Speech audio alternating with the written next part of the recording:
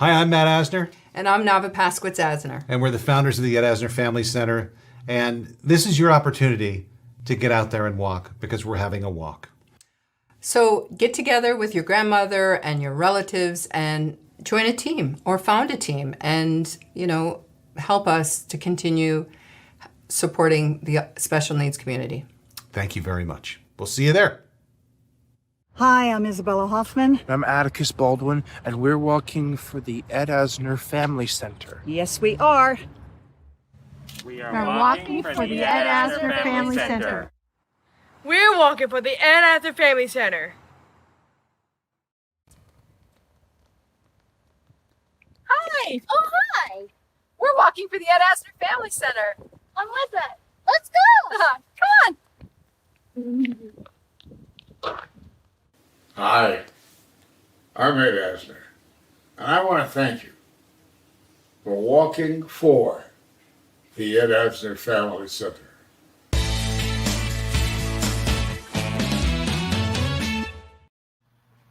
Hi, everybody! Welcome back to another character drawing class with me, Avivah, your art director from the Ed Asner Family Center. Today we are doing a Dumbo themed drawing class today. It's super exciting. We are going to be drawing one of my favorite characters today. He's so sweet, but now looking back on it, it's such a mean name for such a cute creature, Dumbo. It was a different time, long time ago. This movie was made, but definitely still a favorite. You guys should definitely go check out the newer version. I guess you wouldn't call it live action because I think it is still a cartoon, but it's still super cute. I've yet to see it actually, but my brother's a big fan. Let's see what we should get started with today. So overall, if you've been to this class, you should know some of the materials that we're going to be using. We obviously need some paper. I've got my pencil ready to go, an eraser on deck because mistakes happen, we just erase through those mistakes. I have a nice inky pen, which I definitely think is a good go-to for all of our cartoons that we're making because, if you are sure about your lines and you're super proud of your work once you're done with your pencils, you definitely want to trace your lines with a pen afterwards. It really gives it a really nice finished look. I also want to remind you that the show is live. So if you have anything to say or you're watching or if you have any ideas for next week, let me know and shoot me a message. I'll see it. But I also want to let you know that I want to be seeing your art. If you guys are excited about the character and you're proud of what you've made and you want to show everyone else, you can send it to us on Facebook or any other platform and we will see it and we'll post it on our next video. I've yet to get any submissions yet I think Tinkerbell was last week, but if you guys have a Tinkerbell that you made from last week or a Dumbo from this week or any other week that we have done, I'd love to see them, and I'm sure everyone else would love to see them too. Oh, and last but not least, I realized for materials, you're going to need colored pencils or any other coloring material or paint that you want to fill in your drawing with. All right, so let's get started, okay? I have a really nice, good piece of paper here, but today, usually I do it up and down, for a portrait. But today, for Dumbo, he has very large ears, right? That's his staple. So we're going to make our paper horizontal today. Okay, make sure that you have enough space. Make sure your sleeves are rolled up, ready to go. And let's get started, okay? Excuse my nails today. I was doing some painting here at the center. Look a little bit crazy. But let's do it, okay? So we're going to start with a good focal point, our baseline to kind of base the rest of our drawing around. So I think a good start would be somewhere in the middle. So let's start with his lovely nose, okay? So starting right in the middle of my paper, I'm going to be making this little S-shaped line that's on top of his nose, okay? So I'm starting in the middle, going up, back down, and curving it back up. And that's going to be his trunk. Okay, no need to make your lines perfect because at the end we're going to be erasing and filling those lines in with our pen. Okay, and then we're going to actually work down to like the tip of the trunk and make his little, I don't know what you'd call that. I don't know a lot about elephant anatomy, but I'm going to say that's his trunk nostril. Something like that. But I'm going to be making a C shape at the bottom of my S that we just made. Lots of letters today in our elephant. Okay, so an S with a C shape, and then following that top line right on the bottom. So another S kind of shape, starting a little bit skinnier at the bottom and working our way up. Just like that, one curved line, kind of following the one on top of it. And there is our trunk. And then just to finish off our bottom line, we're going to be making our little cheek line. And that's going to be a curve going up and around. I'm going to just bring it a little bit closer to the camera so you can see the lines that I'm making. Okay. And I realized my trunk needs to have a little bit more of a curve on the top, because that's where it's going to kind of blend into the rest of his face. All right, and so within that top line, we're going to be making two curved lines going in to show those little wrinkles on his face. Elephants are very wrinkly. And then we can go a little bit further down on the line and make his mouth. So his mouth is slightly pointed, it's a little smile here. So right in the corner where we made that tiny S, we're just going to make our mouth come around just like that. My mouth is a little small. I might make it a little bit bigger. Okay, we got our smile. And then right underneath that little shape that we made for our mouth, we're going to make another little C shape here to show that's his bottom lip. I'm going to bring that a little closer so you can see. All right, and now we can, I realized we forgot his little nostril hole here. So on the tip of the trunk, we're going to be making a little raindrop shape. And that's going to be where you can spray out some water or grab some peanuts. All right, now, since we have our shape of our trunk, we can start working on the things that are behind the trunk, okay? So we're going to be trying to start with our left eye here, okay? So I'm going to come right underneath these wrinkly lines that I made, and I'm going to make a half of the circle, and it's going to be peeking out behind this nose. So not a full circle, just a little bit of eye poking out because he is angled. A lot of our characters that we do on the show are slightly tilted away from the camera, and that'll really help you practice kind of making some more depth onto your picture by showing that things are behind other parts of the face, you know. So finishing up that eye, we're going to just make the same shape, but inside of that circle, and that's going to be its iris, and then another circle inside of that, the pupil. All right, and then finishing it off with two curved lines on the top for the eyelashes. Let's bring that up a little bit so you can see just the beginning. Looks a little funny right now. Looks like a worm of some sort. All right. And now we can do that other eye. So you're going to find the top of your trunk and you're going to go a little bit to the right and make a full circle this time. This one's going to be a full circle for the eye because it is not cut off by any other face features. Always want to remind you, friends, that since this is live, I don't know if you're able to rewind if I'm going a little bit too fast, but just know that this is recorded and you can always come back to this video if you're missing a step and you need to maybe rewind and pause on a step if I'm going a little bit too quick. All right, so here I'm making my other eye, and I'm doing the same thing that I did on the other side by adding my inner circles for the iris and the pupil. Okay, just like that. So he's kind of looking off to the side over here. All right, and then just finishing that off with two eyelashes. The eyelashes on the left, two curving up, just like that. Super cute. And then finishing off that eye with like a little cheek line on the right side. And that just shows that when you smile, your cheeks kind of go up. They kind of cover your eye just slightly. You get super cute little detail you don't want to miss.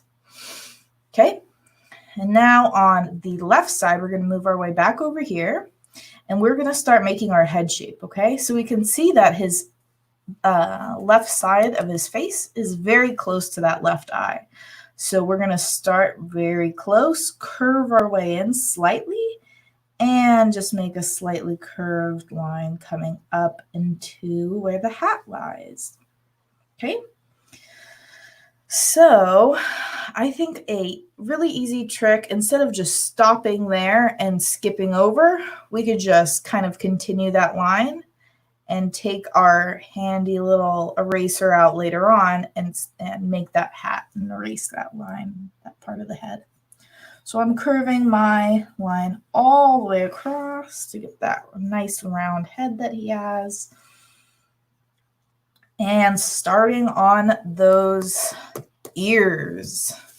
Those are his staple. Makes him special.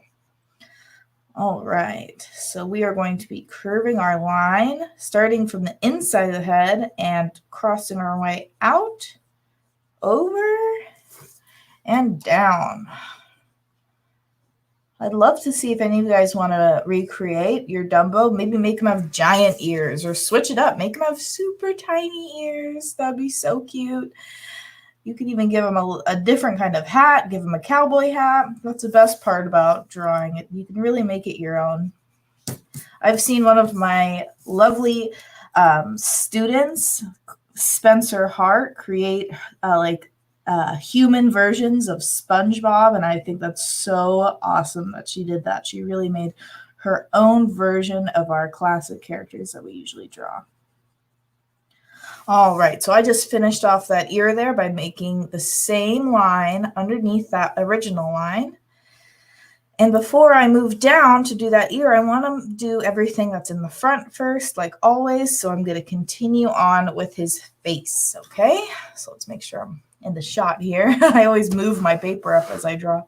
All right, but just to finish it off here, we're going to be finding our line where our head is, bringing it over and just skipping that ear part and making a slightly diagonal line going in, and then inside of the face slightly and pulling out. We're making a cheek, a little curved cheek.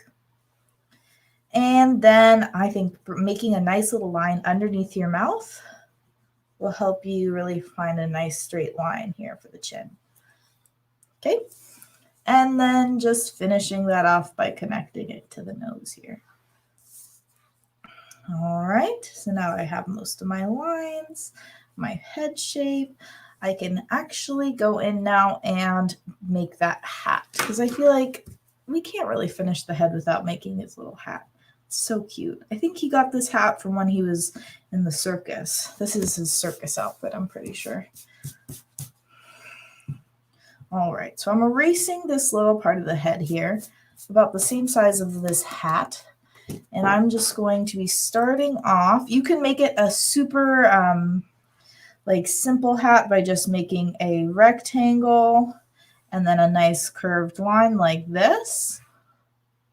Oh, that's a little skinny. You can make it a simple hat, or you can get a little more detailed with it, and I'll show you how. Okay. So I'm just going to be making a curved line here, and then a kind of curved line going up, and then just connecting it here at the bottom. Let me just show you those lines that I made so you can get a good idea of it. All right, and then really just bringing my hat up, around, and down, and just connecting it there, and then making a few lines on the inside to show that it's kind of slouching over. So The best part about the pen is you can really clean up those lines once you bring your inky pen into the situation, but your hat should look a little bit something like this. I think I like this hat a little bit more, but you get the idea. Make your own hat, give them a little party hat, totally up to you. All right, moving on. Oh, I realized we forgot 3 little cute details that are on the face. He's got 2 little hairs sticking up on the top here. Hopefully you can see that. Let's bring that up. 2 little hairs, V shape. And then 2 curved lines over each eye for that eyebrow raise. When you smile, your eyebrows kind of go up a little bit. It's little details like that that really give it more of an expression. All right, let's see what's next. All right, we're going to start with the collar now because, we're working our way down. We're still doing things that are in front of the ear and then working our way back to that ear. All right, so I'm just curving my line up and around for this collar here. So just curved lines. Really go any direction for this. You don't need to be super precise with that. But then if you want to make it a little bit more detailed, you can make some little circles within it. Make some lines coming in, anything's good. I'm just making some lines in here to show the ripples of the little collar that he's got. And then if you want to add that yellow stripe with pen or with pencil, you can now, or you can add that in when you are actually coloring it. But I'm just going to show you where those stripes go. I'm just not really lining them up because when the ripple happens, the lines kind of they don't really flow together if there's wrinkles in clothing. Clothes are really hard to do. I think it took me a long time to learn how to draw clothes. Anyways, so now that we have our collar, we can work our way down to the arms. He's got these cute little arms that are like crossed a little bit, coming together. He's kind of in like a little puppy dog position. So we're going to do a curved line coming down. And then kind of like a Y shape in the middle, like a lowercase y. Curving that foot around. And then bringing another foot right in front of it with another, this front foot is like a C shape. And then bringing another line up and around for this little forearm. And then on all of his feet, he has these little half circles for his nails, toes. I'm not sure. Elephants always have these little marks. I'm pretty sure they're like elephant nails. Anyways, finishing off with the back, a little slightly curved line. And then we can finish off this side actually by just curving a line up and around. Another curved line going up and around, and then a C shape, bringing it in for that foot. Okay, and then making that line connect with another line. And then let me bring that up a little bit closer to you so you can see all those lines that I just made.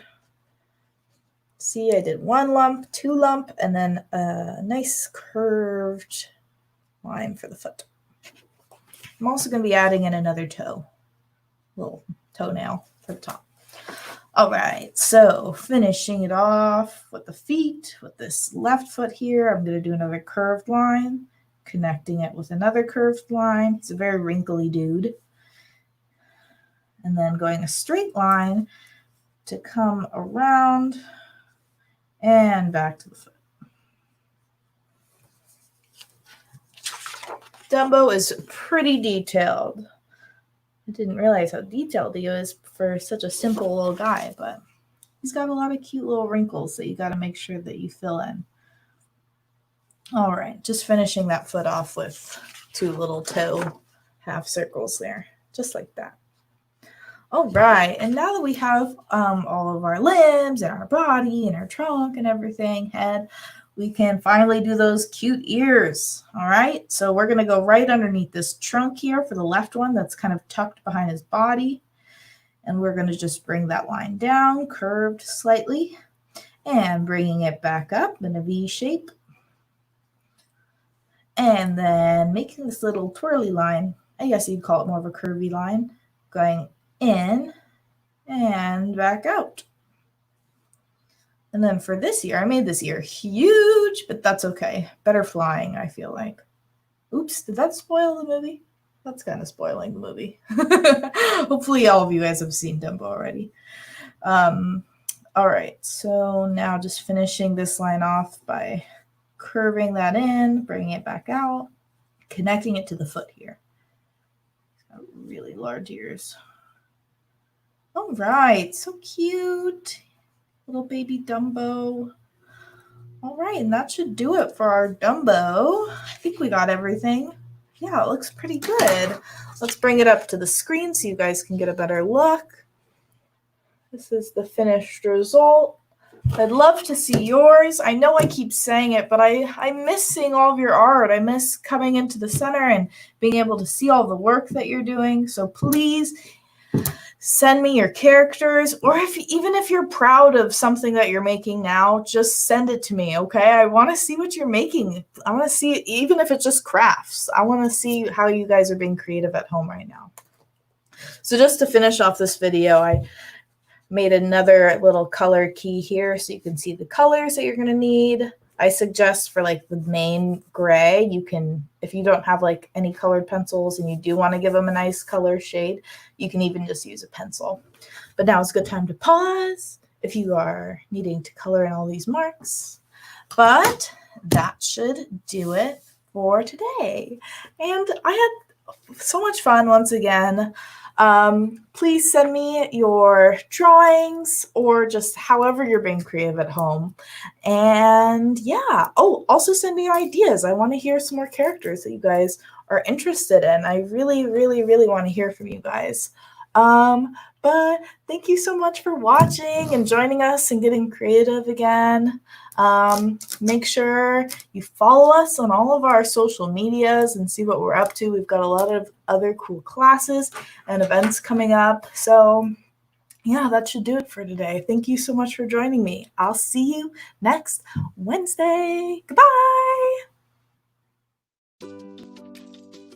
We know we ask a lot from our patron and support network, and we are always so grateful for your generosity. In these challenging times, it's even harder to raise the funding we need to serve our community and achieve our goals.